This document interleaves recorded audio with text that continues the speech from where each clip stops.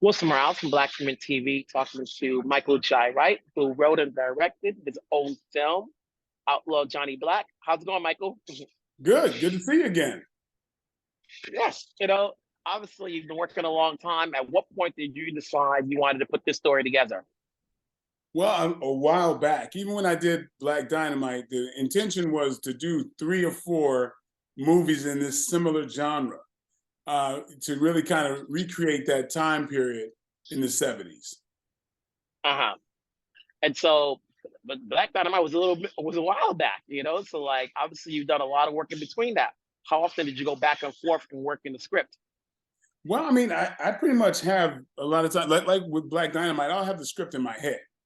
So it'll take me, pretty short time to write it. Like this one took me about 2.5 weeks to write because I kind of write in my head anyway. And as a visualist, I pretty much see the scene. And like with Black Dynamite, it's pretty much exactly what I saw in my head. And so this one is identically to what I saw in my head. Where did the inspiration come from? This story. Well, this story is loosely based on Black Wall Street and those historic periods like that, but with a spin.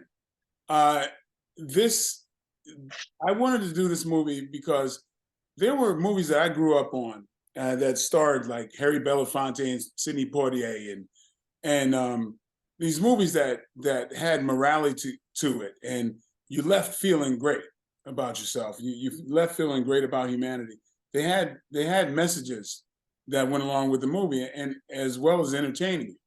I feel like we had that heyday again with Eddie Murphy when he did his string of movies like Harlem Nights and Coming to America, where the whole family could go to see a movie like that and feel good at the end of it. So that's kind of what I really wanted to do again, and very much like the Duffer Brothers with Stranger Stranger Things. Things, to provide that for people who remember it, but also provide it for a new audience that and really capture that time, the music and everything else, and even the way things were shot, the cinematography, to introduce that kind of storytelling to a younger audience is something I wanted to do here. You're wearing a lot of hats in this movie, including acting. What was more challenging when you're putting this film together and you got a host of actors in this movie that you're friends with, that are new, that are being discovered as we watch this movie? Well, it's not so much of a challenge as to I'm having a wonderful time. Sometimes I tell you, I could be just an actor in a movie, and it's a little, but like say I'll do an action movie, right? And it's hard for me to turn off my producer and director mind. So I'll be in my trailer when I should be relaxing, but then I'm constantly thinking, oh, wait a minute, now the sun is there. If we don't have this by this amount of time, we're gonna lose this shot. And I'm running back out and I'm going, hey, did we think about this? And they're like, oh, thank you, or whatever. But it's because even the best action directors have done probably a handful of action movies, whereas I've been in maybe 50 and worked with other directors. And since I have a director's standpoint and mindset, I'll amass all these different tricks of the trade and all this experience that I've learned through the hard way, and I'm bringing all that to set. So when I'm directing and the writer, this is a luxury because I've got pretty much, I've painstakingly gone through everything that can go wrong, and so with this movie, I was very proud to say, even crew members, people that that just kind of, they put up a light and they don't care about the movie. They cared about the movie. We had crew members asking for the scripts because they they really liked what was going on. And a lot of them told me that this is the first time they invited their families, their children, to a set. And so that's something I'm really proud of, because we had a really good time. And it really felt like an extended family shooting this movie. And being behind the scene, what did you learn? What did you learn from your last project, whether you were in front or behind the scene, to help you with this movie? Well, I learned a lot of things. And one thing I feel like there's no reason under the sky for there to be tension on set. I really don't get that.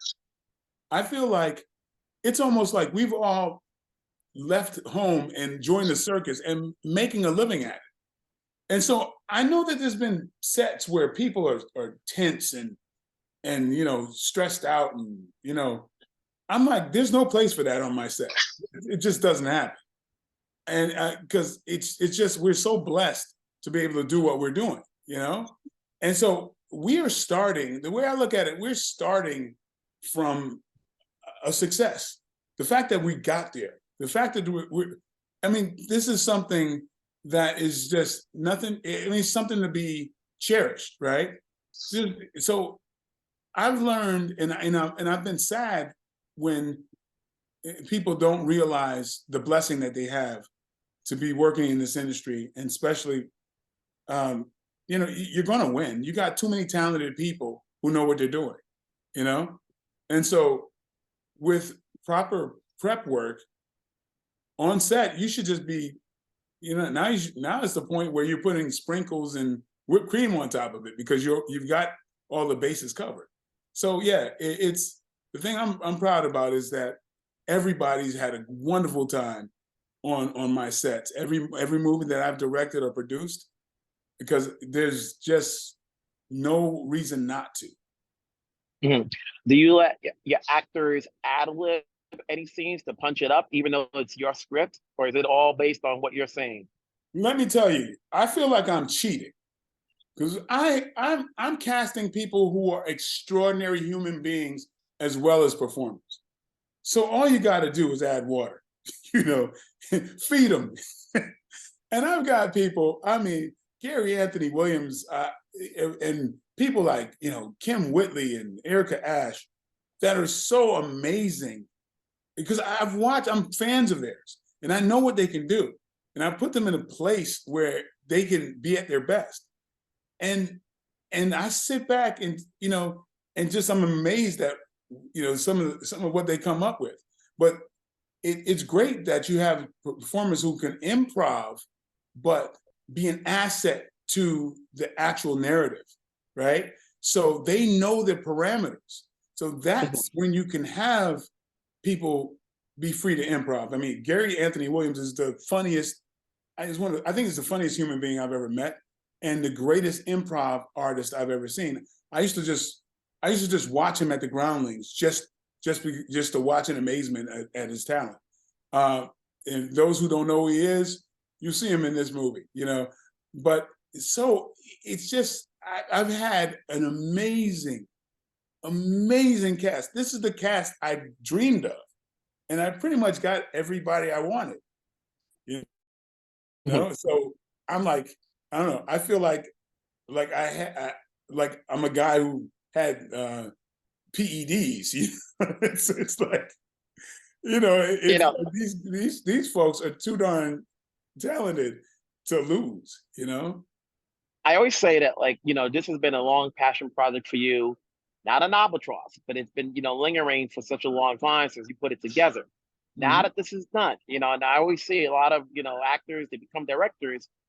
But the question is, are you going to be consistent with this? Are we now is this the next phase where we're going to get films for you? Or is it going to be like every other couple of years? Once you start on this path and you get good responses, people want to see more, So and granted, it's not easy. I know it's not easy to write. It's not easy to direct or even come up with the money of it. But is this the next phase where you want to go? Well, it's been what I've been doing. It's not like my first directing gig. No. So I will continue to do things that speak to me. If it's up to me, I've got a lot of great projects that For me, it's about having the right team. Like I said, maybe when you get up to a certain degree, you get spoiled. Well, I'm spoiled with working with good people. I Mhm. only want to work with good people. I don't care how much money someone has. It doesn't matter. It's about that experience. And so for me, like it's of course the money because I'm doing these independent things, but I get a chance to get up at bat, and I want everybody. I don't care if it's the guy dumping the garbage, to feel like they're so glad that they spent their time on my set. So that's what I come away with. That's the thing I'm the most happy about is just the fact that we're doing something that's going to outlive us, really. So if you've chosen to work together, I'm going to do everything I can in my power to make that experience like exemplary. So this is something I want to continue to do, and I've got some great material. And sometimes it's a little bit of a hassle finding the right money, because all money is not good money. I'll tell you that right now. And I've passed up a lot of money in the past when things didn't feel right. So I Mhm. mean, I'm going to continue to do my best, which is all I could do, and I just keep looking forward. There's a glut of product out there. Was it streaming, network, cable, and obviously decided to go to the movie theaters? What's going to get an audience to see this? Obviously, we're at a time period now where every marketing sells, and thankfully and gratefully, you are allowed to talk because we need people. You need to be out there promoting a movie. Otherwise, just can't rely on commercials. Because Right. everybody's we got too many things. Like everybody's nitpicky as far as what they're going to see when you get on your phone, when you get on a computer. You're not what's the cruising through like what's out there that's good. You got to hear about it. So Yeah. what do you think is going to be the sell to see this movie? Well, it's going to be word of mouth, just like it was with Black Dynamite. Yeah, of course, a lot of people know famously Black Dynamite was not marketed correctly. You know, so I want to change that with this. So what ultimately I'm hoping that um, the audiences who have seen this thus far, some of the test audiences, I hope they are an example of what's to come, because what's happened in the test audiences is people have come away saying that they've never seen a movie like this. I mean, personally, I don't fall in love with my own writing. I do my best, and hopefully it performs. Well, I've got people saying that this is, one of the best. Well, the crazy thing is people are saying, I don't have anybody who thinks that this is not better than Black Dynamite, which was a big surprise to me. People say this is better than Black Dynamite. They say also that they've never seen a movie quite like it. And I know in my first screening, one of the producers left, and he called me back the next day, and he said, after seeing your movie, I contacted my mother for the first time in 8 years. He said, what I got from your movie, the message about redemption and forgiveness, made me look at things completely different. I called her, we're getting together next week. And so when he told me that, I said, I'm doing something right. I feel that to from what my intentions, what I want to be able to entertain, but sometimes if you can get something out of it, um, that means a great deal to me. And for this man to tell me that and share that with me the very next day, and he's a tried and true like producer who's like kind of just straight, not somebody who just tells you what you want to hear. So this man telling me this meant I'm on to something. So I hope that sentiment is shared by the audiences that come to see Outlaw Johnny Black. Yeah, there's a way to I think entertain and also say something that make people you can't beat people over the head. Put it that way. They don't appreciate that. And I don't want to do that type of storytelling. But I think in those movies that I grew up with that I love so much, the Uptown Saturday Nights, the Let's Do It Again, those movies, that's what drove me to do this and try to provide that same experience for the younger generation and kind of relive it with the generation that's my age and older. With that said, Michael, congratulations on this film. Congratulations on what you're doing and keep it going and keeping people working. Obviously we want to see more stories like this. So just all I can say is keep it up, whether you're behind the scenes or in front of the scenes. We're out here to support. So once again, congrats. Thank you so much. Good to see you again. Take care. Bye.